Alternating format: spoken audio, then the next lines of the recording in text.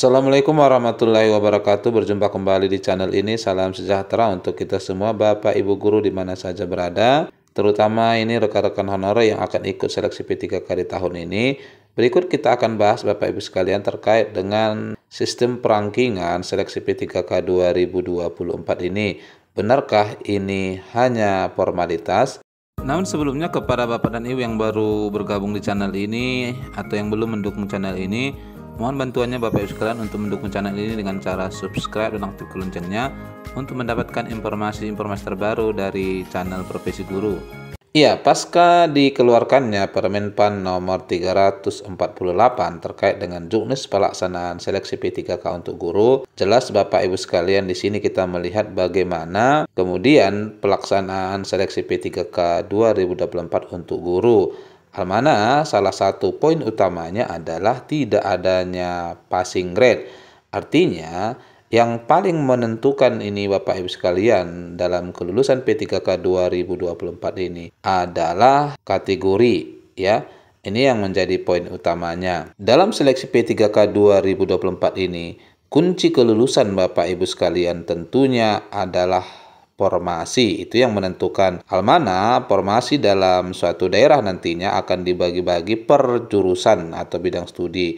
Jadi jumlah formasi bidang studi itu kemudian yang menentukan kelulusan Bapak Ibu, ya. Catatannya di sini Bapak Ibu sekalian, jika formasinya ternyata ya lebih sedikit dari jumlah guru honorer yang ada di daerah itu, mulai dari lulusan PPG 2021, kemudian XTHK 2, guru non ASN yang sudah masuk database dan guru non ASN yang sudah bekerja 2 tahun serta lulusan PPG, maka ini tetap diberlakukan perangkingan berdasarkan kategorinya. Jadi sifatnya tidak formalitas. Tetapi kalau ternyata jumlah formasinya lebih banyak daripada jumlah honorer untuk jurusan tertentu, maka betul seleksi P3K 2024 ini hanya sekedar formalitas. Dan ini tentu nanti akan kita bahas sama-sama. Namun dalam hal ini bagi Bapak Ibu akan berkompetisi dengan sesama kategorinya.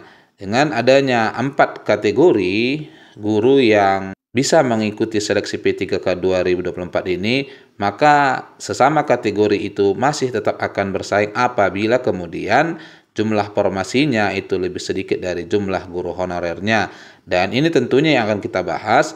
Nah, karena memang ada kompetisi sesama kategori, ya, maka tentu di sini Bapak Ibu sekalian perlu pahami bahwa dalam hal memenangkan peringkat terbaik di formasi masing-masing, ini kita harus memaksimalkan setiap peluang yang ada.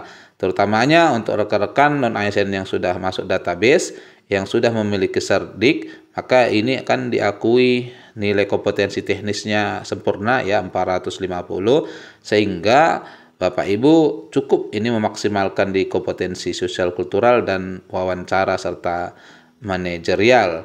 Mana poin-poin yang ada di kompetensi manajerial sosial kultural dan wawancara itu maksimal bernilai 4, dan setelah Bapak Ibu sekalian merasa sudah maksimal untuk ketiga kompetensi ini, maka Bapak Ibu barulah bisa melihat soal-soal teknis, karena soal teknis itu nanti akan diganti dengan nilai 450. Begitu juga bagi rekan-rekan tentunya yang belum memiliki Serdik, maka Bapak Ibu tetap berpeluang, ya, memenangkan walau tidak memiliki Serdik, asalkan Bapak Ibu bisa memaksimalkan di teknisnya juga. Itu catatannya. Nah, teknis perangkingan itu sendiri sebenarnya bisa kita lihat sama seperti tahun 2023 yang lalu, ya. Walaupun mungkin ada nanti non ASN yang sudah masuk database nilainya 650 dan ada XTHK 2 nilainya hanya 200 atau 300, maka yang diluluskan kalau formasinya terbatas adalah Bapak Ibu XTHK 2 terlebih dahulu. Jadi tidak akan mempengaruhi hasil kelulusan walaupun non ASN yang masuk database nilainya tinggi, selama XTHK 2 masih belum mendapatkan formasi untuk jurusan-jurusan yang sama. Terkait dengan bentuk perangkingan yang akan dilaksanakan di tahun 2024 ini, berikut ini Bapak Ibu sekalian kita coba paparkan secara rinci, ya. Ke-26, seleksi kompetensi bagi pelamar prioritas menggunakan hasil seleksi tahun 2021. Jadi mereka ini perangkingannya tadi dia didahulukan. Ke-27, Pelamar yang memiliki sertifikat pendidik linear dengan jabatan yang dilamar dan terdaftar dalam pangkalan data Kemendikbud dapat nilai paling tinggi sebesar 100 dari nilai paling tinggi kompetensi teknis. Nah, yang sama seperti tahun-tahun sebelumnya ya Bapak Ibu. Jadi Bapak Ibu, ini cara mengerjakan ujiannya nanti adalah mendahulukan sosial kultural dan manajerial, ya kan? Itu dimaksimalkan Bapak Ibu, karena teknis Bapak Ibu sudah dapat nilai maksimum, jangan salah nanti. Karena kalau Bapak Ibu tidak maksimalkan di manajer sosial kultural, ini nanti Bapak Ibu kalah di perangkingan. Ke-28, pelamar dinyatakan lulus seleksi jika berperingkat terbaik. Nah, peringkatnya sendiri dijelaskan di sini di diktum ke-29. Penentuan pelamar yang lulus seleksi sebagaimana dimaksud pada diktum ke-28 dilakukan secara berurutan. Pertama adalah pelamar prioritas. Sebelum mereka mendapatkan formasi, asalkan mereka ikut mendaftar ke daerah itu, maka formasi tidak bisa diisi oleh guru XTHK 2. Tapi begitu mereka mendapatkan formasi, selanjutnya adalah guru XTHK 2, ya, sepanjang masih tersedia formasi. Kemudian jika masih tersedia formasi, maka dilanjutkan pegawai yang terdaftar dalam pangkalan database tenaga non-ASN pada BKN yang aktif mengajar. Kalau masih tersedia formasi, maka dilanjutkan guru non-ASN di sekolah negeri yang sudah mengajar paling tidak 2 tahun. Selanjutnya, kalau masih tersedia formasi adalah lulusan PPG. Itulah urutannya ya Bapak Ibu sekalian. Jadi ini masing-masing kalau kita lihat adalah di ranking atau berkompetisi dengan sesama kategorinya. Ke-30, urutan kelulusan bagi pelamar prioritas bagaimana dimaksud pada diktum ke-29 huruf A. Berlaku ketentuannya, ini juga ada ketentuannya ya. Bagi Bapak Ibu yang sudah lulus tahun 2001, maka ketentuan paling tinggi peringkatnya nanti atau didahulukan pemeringkatannya guru STHK 2 dulu, setelah itu guru non-ASN, setelah itu lulusan PPG, setelah itu guru swasta. Itu ya urutannya, sama seperti tahun 2023 yang lalu lah. Ke-31, dalam hal pelamar telah mengikuti seluruh tahapan seleksi pegawai pemerintah dengan perjanjian kerja, namun tidak dapat mengisi lowongan kebutuhan, dapat dipertimbangkan untuk menjadi pegawai pemerintah dengan perjanjian kerja paruh waktu. Nah, ini nih Bapak Ibu sekalian.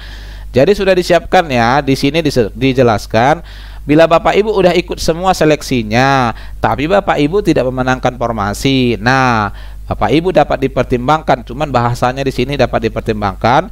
Tapi Bapak Ibu tidak usah khawatir karena Undang-Undang ASN mengharuskan ini adalah diperhatikan ya. Jadi harus seluruhnya nanti menjadi P3K paruh waktu. Bahasanya saja di sini dibuat dipertimbangkan gitu ya. Ke-32, kebutuhan bagi pelamar sebagaimana dimaksud pada diktum ke-31 diusulkan oleh pejabat pembina kepegawaian kepada menteri. Jadi daerah nih yang mengusulkannya ya. Saya sudah pernah bahas ini Bapak Ibu sekalian, ternyata untuk para waktu itu gajinya dari APBD ya. Kalau penuh waktu gajinya dari APBN. Ini perbedaannya. Makanya di sini disebut diusulkan oleh PPK. Nah, barangkali ini informasi yang bisa saya sampaikan Bapak Ibu sekalian, semoga bermanfaat. Wassalamualaikum warahmatullahi wabarakatuh.